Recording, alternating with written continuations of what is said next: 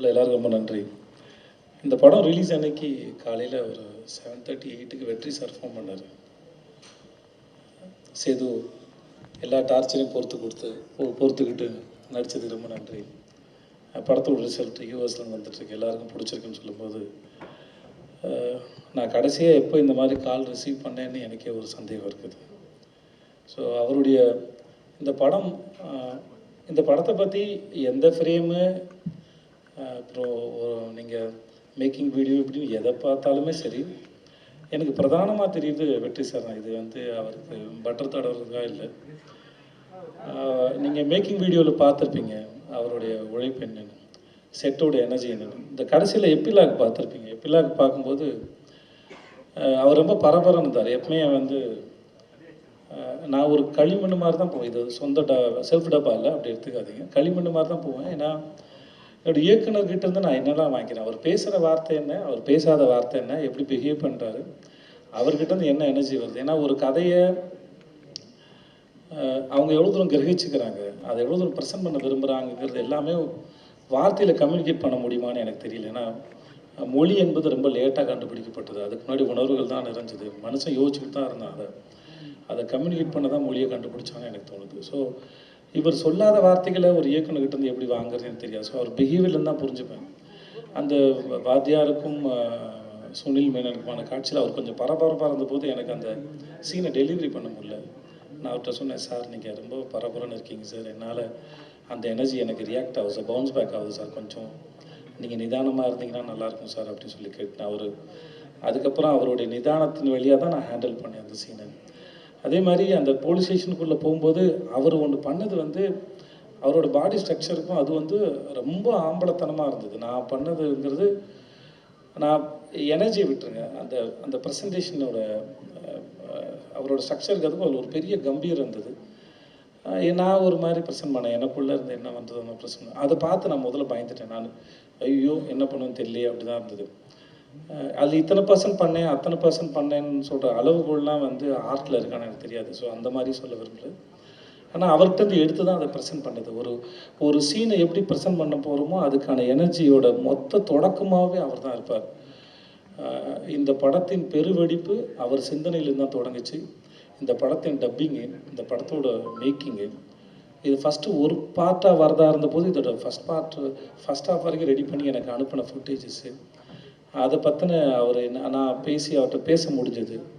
அப்புறம் முதல்ல ஷூட்டுக்கு போகும்போது அவர் சொன்னார், சேது நான் நல்ல டைரக்டரான்னு தெரியாது சேது, ஆனால் நல்ல டெய்லர் தச்சு கொடுத்துருவேன், கவலைப்படாது அப்படின்னா. இதெல்லாம் இவருடைய எப்பயுமே யானைகள் பணிவாக இருக்கும்போது பார்க்க ரொம்ப அழகாக இருக்கும், அந்த மாதிரி தான் வச்சுக்கோங்களேன். எனக்கு அவர் ரொம்ப பிரம்மாண்டமாக தான் இருந்தார். அவருடைய அறிவும் அவருடைய சிந்தனையும் அவருடைய போக்கும் அவர் நடந்து கொள்வதும் மற்றவங்களை பார்க்குற விதமும் சரி, தேவையில்லாத ஒரு பிஹேவியரை எனக்கு தெரிஞ்ச வரைக்கும் நான் பார்த்தது இல்லை இது வரைக்கும். அவரோட அப்சர்வேஷன் குவாலிட்டி நான் ரொம்ப பெருசாக பார்க்குறேன். நான் ரொம்ப பிரமிச்சும் பார்க்குறேன். அவர் கிரகித்த தன்மையும் சரி, அவரோட ஞாபக சக்தியும் சரி. நல்ல வேளை நான் பொண்ணாக இல்லாட்டி அவர் உஷார் பண்ணுறேன்னு நினைக்கிறேன் நான். ஸோ பேசுகிற எதுவுமே அவரை பார்க்காம ஏன் பேசுகிறேன்னா கூச்சம் ஆகிடும் எனக்கு. அதனால் ஏன்னா அவர்கிட்ட பேசும்போது அதெல்லாம் பேச மாட்டேன்.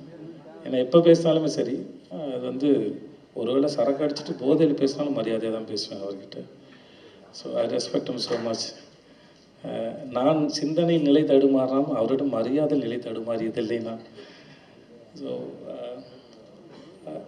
கஷ்டம், ஆமாம், ஷூட்டிங்கில் லொக்கேஷன் கஷ்டத்தை என்ன கஷ்டமாக எப்பயுமே பார்க்கறதில்ல. ஏன்னா சீனை ப்ரெசென்ட் பண்ணுறது தான் கஷ்டமே ஒழிய லொக்கேஷன்ஸ் ஏறி இறங்குறது அதெல்லாம் அது அந்த வேலை டிமாண்ட் பண்ணுது. இல்லாட்டி எதாவது ஆஃபீஸில் போய் உட்காந்துக்கலாம். பட் ஒரு ஜாகிரஃபியை க்ரியேட் பண்ணி ஒரு கதையை சொல்லி இவ்வளோ பேரை ரசிக்க வைக்கிறது, இவ்வளோ பேரை உள்ளே கூட்டிகிட்டு வருது, அது காலம் தாண்டி மொழி தாண்டி மக்களின் வாழ்க்கையை பிரதிபலிக்கிறது. யாரோ ஒருத்தருக்கு ஒரு சிந்தனையை உருவாக்குறதுங்கிறது, ஒரு பொறியை உருவாக்குறதுங்கிறது அவ்வளோ சாதாரணமான செயல் இல்லை.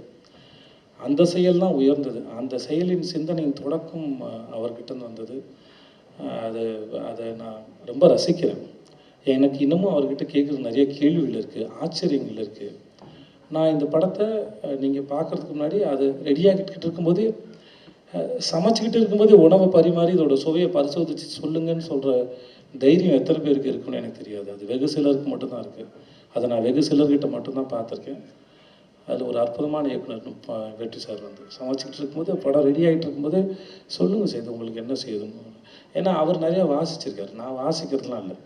என் மண்டையில் என்ன தோணுதோ நான் என்னுடைய இன்டர்பிரிட்டேஷனில் வாழ்க்கையும் சக மனுஷனையும் எல்லாரையும் புரிஞ்சுக்க ட்ரை பண்ணுறது அது அவ்வளோதான் நான். ஸோ நிறைய வாசித்து அதை பற்றின தெளிவாக அறிவு இருக்கிற ஒருத்தருக்கு வந்து எதுக்கு இருக்கிறவனுடைய வாசிப்பு தன்மை என்ன, அவன் நுனிப்புல் மேயிறவனா இல்லை கொஞ்சம் ஆழமாக இருக்கிறவனா அப்படின்ற தன்மையெல்லாம் ரொம்ப அழகாக ஈஸியாக அவருக்கு தெரியக்கூடிய இடத்துல இருந்தாலுமே நான் மேலே நீ கீழேன்னு படத்தை சொல்லாங்க ஒருத்தன், இவன் மேலே இவன் கீழே அவன் அதுக்கும் கீழே அப்படிங்கிற அது வந்து அவர் எந்த ஆளையும் அப்படி நடத்தி நான் பார்த்ததில்ல. உங்களுக்கு தேவையானதை கண்டிப்பாக ஃபீட் பண்ணுவார், சந்தேகங்களை கேட்கலாம்.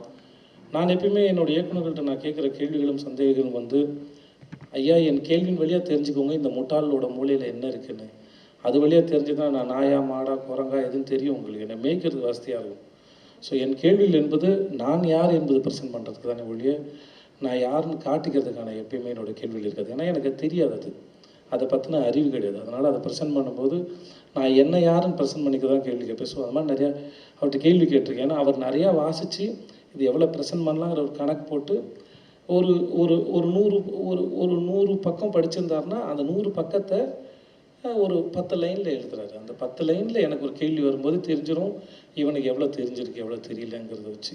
பட் ஆனால் அதன் வழியாக தான் நான் அவரோட பேச முடியும். ஏன்னா வேறு எந்த வழியாகவும் நாங்கள் பேசிக்க முடியாது இல்லையா. ஸோ என் கேள்விகள் சந்தேகங்கள் வழியாக அவர் சொல்கிற பதில் வழியாக அவர் கண்ணு போகிறது மூலமாக அவர் தாடி சொரியறது வழியாக இதெல்லாம் பேசுகிறாரான்னு பார்த்து புரிஞ்சுக்கிறது தான் இதோட பிரதானமாக இருந்தது. ஸோ அதன் வழியாக முடிஞ்ச அளவுக்கு கிரகிச்சு இந்த வாத்தியாரை ப்ரெசென்ட் பண்ணியிருக்கேன். இந்த படத்தோட விமர்சனம் பற்றி நான் சில பேர் பேசும்போது பார்த்தபோது, அதாவது பப்ளிக் ரிவ்யூ பார்க்கும்போது விஜய் சேதுபதி தனியாகவும் வாத்தியாரை தனியாகவும் மென்ஷன் பண்ணது எனக்கு ரொம்ப சந்தோஷத்தை கொடுத்தது. ஸோ நிச்சயமாக அந்த வாத்தியார் நான் இல்லை, எனக்கு அந்த அறிவும் கிடையாது. அந்த வாத்தியார் என்பது திரு வெற்றிமாறன் அவர்கள் தான். அவர் எத்தனை வாத்தியார்களை பார்த்து எத்தனை வாத்தியார்கள் கிரகிச்சு அவர்களின் பற்றிய அவர்களுடைய பேச்சு அவருடைய புஸ்தகங்களை வாசித்து அதுக்குள்ளே இருக்க ஆழமான அறிவை எடுத்து இந்த மக்களுக்கு எவ்வளோ ப்ரெசென்ட் பண்ணலாம், எவ்வளோ தூரம் போக முடியும் அப்படிங்கிறத கணக்கு போட்டு ப்ரெசென்ட் பண்ணது அவர். ஸோ வெறும் நான் மைக்கும் இல்லை ஸ்பீக்கரும் இல்லை, ரெண்டுமே அவர் தான். ஸோ சாரி, நான் வெறும் ஸ்பீக்கர் மைக்கு மாதிரி தான், அது பின்னாடி இந்த சிந்தனை தான் அவரோட தான் எல்லாமே. So thank you so much sir. I had wonderful experience. ரொம்ப அற்புதமான ஒரு அனுபவத்தை எனக்கு கொடுத்தீங்க. நான் எப்பவுமே நம்புவேன் எல்லாத்தின் மேலும் சந்தேகம் எழுப்புவது மிக நல்லது, அது நமக்கு ரொம்ப நல்லது. சந்தேகங்கிறது அதை அனலைஸ் பண்ண வைக்குது. அப்படிப்பட்ட அறிவு தான். வெறும் சொல்லுவாங்க இந்த மாதிரி சாப்பிட்ற சாப்பாடு அப்படியே ஏசியில் இருந்துட்டு போயினா அப்படியே போயிடும், அது சூரிய வெளிச்சத்தில் உடம்பு படும்போது தான் அது நமக்கான சத்தாக மாறுதுன்னு அப்படின்னு சொல்லுவாங்க. ஸோ அதே போல் தான் அனலைஸ் பண்ணக்கூடிய அறிவு வந்து நமக்கான அறிவுக்கான சிந்தனைக்கான சத்தாக மாறுதுன்னு நம்புகிறேன். இந்த படத்தில் வேலை செஞ்சதன் மூலமாகவும் இந்த படத்தை ப்ரெசென்ட் பண்ணுறதுக்கு அவர் வேலை செஞ்சது மூலமாகவும் நான் நிறையா சூரிய ஒளியில் நின்றது போல் நினச்சேன் சார். ரொம்ப நன்றி sir. Thank you so much. Thanks for this experience sir.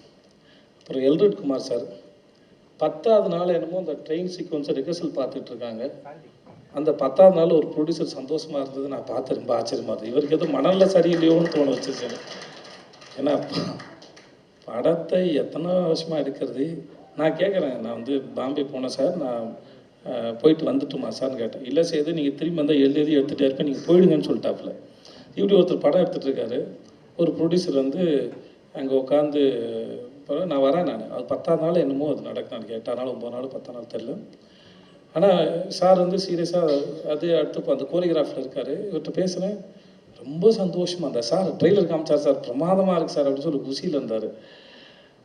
அவருடைய அந்த சந்தோஷத்துக்கு முக்கியமானக்கும் திரும்பியும் வெற்றி சார் தான். ஏன்னா அவர் சொல்லுவார், என்ன படம் வேணால் எடுக்கலாம், எந்த கருத்தை வேணால் மக்களுக்கு சொல்லலாம், ஆனால் பணம் போடுகிறவருக்கு பணம் திருப்பி வரணும், அது ரொம்ப முக்கியமானது. ஒரு படம் வந்து ஒரு இன்வெஸ்டர் சும்மா நம்ம மனசில் இருக்கிறது ஆமாம் என்ன வேணால் எடுக்க ட்ரை பண்ணலாம், பட் ஆனால் இன்வெஸ்ட் பண்ணவங்களுக்கு அந்த ரிட்டர்ன் வந்து சேரணுங்கிற மிகப்பெரிய பொறுப்போடு தான் அவர் ஒவ்வொரு முறையும் ஒவ்வொரு ஷாட்லேயும் வேலை செய்கிறார்.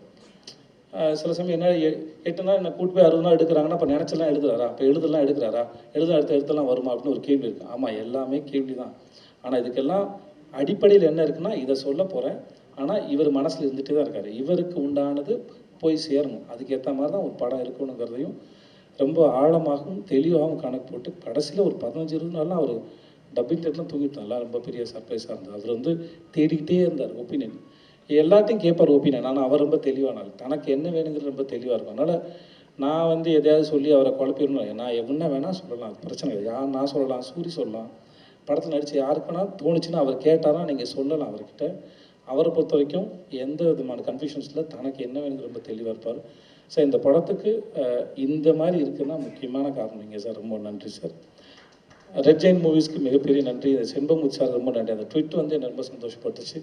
ரொம்ப நன்றி sir. Thank you so much sir. ரொம்ப நன்றி சார். நீங்கள் அவரை சின்ன பையன் சொன்னதோடு நிப்பாட்டிடலாம், அதுக்கு விளக்கம் கொடுக்காமல் இருந்திருக்கலாம் சார். இல்லை sir, really you look young sir. ரொம்ப எனக்கு ரொம்ப பிடிக்கும். நீங்கள் மேடைக்காரெலாம் இல்லை சார், நீங்கள் வந்தது நடந்தது இப்போ கை கட்டு வரைக்கும் ரொம்ப இன்னசென்ட்டாக க்யூட்டாக இருக்கீங்க sir. I like it sir. அப்புறம் இவனை பற்றி சொல்லாமல், சூரி வந்து வெண்ணிலா கபடியில் நடிக்கும்போது 2 பேரும் சைதாப்பேட்டை கிரவுண்டில் நைட் ஷூட் போயிட்டுருக்கோம். 2 பேரும் ஃபுட் ஃப்ளாக் வச்சுட்டு ரொம்ப நேரம் பேசிட்டு இருந்திருக்கோம் நாங்கள் 2 பேரும் நைட்டில். அப்போ ஆரம்பித்தது அவனுக்கு எனக்குமான ஃப்ரெண்ட்ஷிப். இப்போ வரைக்குமே அது நாங்கள் அதிகமாக கூடி கொஞ்சம் கொலாவிக்கிட்டதும் இல்லை, வெட்டிக்கிட்டதும் இல்லை, டிஃப்ரென்ஸ் ஆஃப் ஒப்பீனியன் வந்ததும் இல்லை. எனக்கு தோன்றதெல்லாம் ஃபோன் பண்ணி அவன்கிட்ட பேச முடியும். தேங்க்ஸ்ண்ணே. எனக்கு தோன்றதெல்லாம் ஃபோன் பண்ணி அவன்கிட்ட பேசவும் முடியும், அந்த உரிமை இருந்தது. ஒரு 5-6 வருஷம் முன்னாடி ஃபோன் பண்ணி சொன்னேன் நான், அம்மா இப்படியே இருக்காது மாமா, மூளை ஒரே ஒரு சீனில் என்ன காமெடி இருக்குதுன்னு தேடுறதுலேயே நம்ம டைம் ஸ்பெண்ட் பண்ண வேணாமாம்மா, நமக்கு இன்னும் நிறைய அறிவு இருக்குது, உன்னுடைய முகம் நம்ம ஊர் முகம் ப்ரெசென்ட் பண்ணலாண்டா அப்படின்னு நான் சொல்லிட்டுருப்பேன். அவனுக்கு இப்படி ஒரு நிகழ்வு நடந்ததும், அதை மக்கள் ஏற்றுக்கிட்டதும், அதை அழகாக ப்ரெசென்ட் பண்ணதும், இந்த படத்தில் நடிக்கிறதுக்கு அவன் ஏன்னா அது ஆக்சுவலாக ஒரு ஆக்டரோட ரொம்ப கன்ஃபியூஸ் ஸ்டேட் ஆஃப் மைண்ட். ஏன்னா இந்த இடத்துல இருந்து நான் சரியாக சொல்லணுன்னா தப்புன்னு எனக்கு சொல்லு, நீ இப்போ பிரச்சனை இல்லை. ஏன்னா ஒரு காமெடியாக இருந்து ஒரு ப்ரொஃபஷனல் இருந்துட்டு திரும்பி இந்த ஒரு ஜம்ப் அடித்தா இந்த பக்கம் போகிறதா அந்த பக்கம் போகிறதா, நம்ம லைஃப் என்னவாகும், இதில் எங்கேயாவது காமெடி போட்டலாமா. ஏன்னா ரொம்ப நாளாக வந்து இந்த வண்டி மாடும் விவசாய நிலம் சொல்லுவாங்களே, வீட்டிலேருந்து கிளம்பி விட்டால் போய் விவசாயம் போவோம், அங்கேருந்து பற்றி விட்டிங்கன்னா அது பாட்டுக்கு வந்தாங்கன்னா டெய்லி போய் பழக்கிறது மாதிரி மூளை ஒரு பகுதியில் சிந்திச்சு பழகும்போது அது ஆட்டோமேட்டிக்காக அதுக்கு தான் தயாராகும், ஒவ்வொரு முறையும் அதுக்கு தான் தயாராகும். இப்போ இந்த மாதிரி வரும்போது ஆமாம் வெற்றி சார் இருக்கார், அவர் சொல்கிறத செய்யலான்னு இருக்கும். செய்யும்போது இன்செக்யூரிட்டி இல்லாமல் செஞ்சுக்க முடியுமான்னு தெரியாது, கொஞ்ச நாளாக அது ஆயிருக்கும், அதுக்குள்ளே வந்து உட்காரதுக்கு அப்படின்னு ஆயிருக்கும்.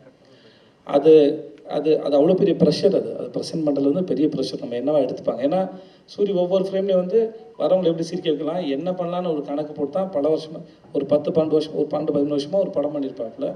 திடீர்னு இதுக்குள்ளே நகர்த்தி கொண்டு வரதுங்கிறது அவ்வளோ சாதாரணமான விஷயம் இல்லை. அதை சூரி ரொம்ப சின்சியராகவும் வெற்றி சார் மேலே பெரிய நம்பிக்கை வச்சு இது சரியாக இருக்கும், என்னவானாலும் பரவாயில்லன்னு அவர் ஸ்டெப் வச்சு முன்னாடி வச்சது, அவனுடைய மனசில் இருந்த பல போராட்டங்களை கடந்து வந்து இந்த நாளுக்காக அவன் எவ்வளோ காத்துக்கிட்டு இருந்திருப்பான்னு என்னால் உணர முடியுது. ஸோ இந்த வெற்றி உனக்கான வெற்றி. இது வந்து அது வெற்றி சார் கொடுத்த வெற்றி, வேறு பத்திரமா வச்சுக்குவோமா.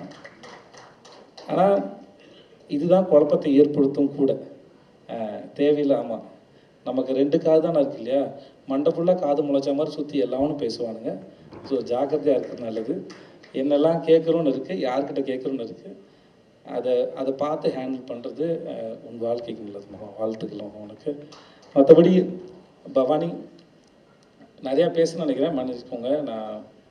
ஏன்னா நான் ரொம்ப சந்தோஷத்தில் இருக்கேன். பவானியோட நான் காப்பே ரணசிங்கம் நடித்தேன், அதுதான் ஃபஸ்ட் படம். ஒரு சீன் நடிக்கும்போது நான் வந்து எனக்கு சில ஒப்பீனியன் இருந்தது. நான் எனக்கு தங்கச்சியாக நடித்தாங்க, நான் சொல்லாமல் வேணாமான்னு இருந்தேன். என் மூஞ்சில் என்கிட்ட வேறு ஐடியாஸ் இருக்குதுன்னு அந்த பொண்ணு தெரிஞ்சுக்கிட்டு அதுவை வந்து சார் நீங்கள் ஏதோ சொல்ல நினைக்கிறீங்க சொல்லுங்கள் சார்னு கேட்டு அப்புறம் அந்த சீனை டெவலப் பண்ணி நாங்கள் நடித்தோம். ஸோ தன் வேலையை புரிஞ்சுக்கிட்டு ரொம்ப சரியாக பண்ணணும்னு ரொம்ப ரொம்ப ஆர்வம் இல்லை, ரொம்ப டெடிக்கேட்டடான ஒரு ஆர்டிஸ்ட் வந்து பவானி. இந்த படத்தில் நான் வந்து ப்ரிவியூ நாங்கள் டப்பிங் தேட்டர்லாம் பார்த்து முடிச்சு சொன்னேன், இந்த படத்தில் ரொம்ப அழகாக இருக்காங்க பவானி, அப்போ ரொம்ப நல்லா நடிச்சிருக்காங்க, பேசுகிற ஆக்சன் ரொம்ப நல்லா இருக்குது, இந்த சிட்டியில் வளர்ந்த பொண்ணு மாதிரியே தெரியல சார், நான் சார்கிட்ட சொல்லிட்டு இருந்தேன். பிரமாதமான ஒரு Bhavani, thank you so much. And then Aryan, Velraj, I love you Velraj. நம்மளுக்கு செகண்ட் பார்ட் வரும்போது தெரியும் இந்த கார்டு வந்து வேல்ராஜோட கண்ட்ரோலில் இருந்திருக்குன்னு உங்களுக்கு தெரியும். அது வந்து அவர் எப்படி வேலை பார்த்துருக்கான்னு உங்களுக்கு தெரியும். அந்த காட்டின் அரசன் வேல்ராஜ் அப்படின்னு கண்டிப்பாக உங்கள் எல்லாருக்கும் அவ்வளோ பெரிய வேலை பார்த்துருக்காரு. ஸோ அப்புறம் பாலா, சேத்தன் சார், வேறு யார், மூணா ரமேஷனா, அந்த சந்துருவை நடித்த நம்ம ஏட்டா நடித்தவர், அப்புறம் சாரோட அசிஸ்டன்ஸ், எல்லாருடைய வேலையும் மிகப்பெரிய வேலை. நான்லாம் நினச்சேன் கண்டிப்பாக பாம்பு கடிச்சு செத்து போயிடும்னு நினச்சேன்ப்பா. அந்த சாப்பிட்ட சொன்னாங்க. ஏன்னா காட்டில் ஒரு வெள்ளை கலர் நாகம் இருக்கலாம் சொன்னாங்க. நைட்லாம் ஷூட் பண்ணிட்டு இருந்தோம். நான் கண்டிப்பாக பாம்பு கடிச்சிருந்தான் நினச்சேன். நான் எப்படியோ தப்பிச்சிட்டேன் சார் நான். ஆனால் ஒரு அற்புதமான அனுபவம். நான் ராஜமேனன் சார் இப்பயும் சொல்கிறேன் சார், நீங்கள் மேடையில் பேசினா வந்து பிரமாதம் சார். லேட்டாக வந்தாலும் லேட்டஸ்ட் ஆரம்பிச்சு your sweet sir, cute sir. உங்கள் தமிழும் ரொம்ப நல்லா இருந்தது சார். நீங்கள் இந்த படத்தில் நடித்ததுக்கு நான் நன்றி சொல்கிறேன் சார். உங்களை தேங்க்யூ ஸோ மச். இந்த கேரக்டரை இப்படி ஒரு ஃப்ரெஷ்ஷாக ஒருத்தர் வந்து இப்படி ப்ரெசென்ட் பண்ண முடியும்னு அவர் யோசிச்சு நீங்கள் உள்ளே வந்து அது நான் பார்க்கும்போது ரொம்ப ரசித்தேன் உங்களை. ஏன்னு தெரியல, அது ஏதோ நம்ம குழந்தைய ஃபஸ்ட்டு எல்கேஜியில் சேர்க்குற மாதிரி இருந்தது sir. It was very nice. Aryan, thank you so much. எல்லாருக்கும் ரொம்ப நன்றி. யாரையா விட்டுருந்தால் மன்னிச்சுக்கோங்க.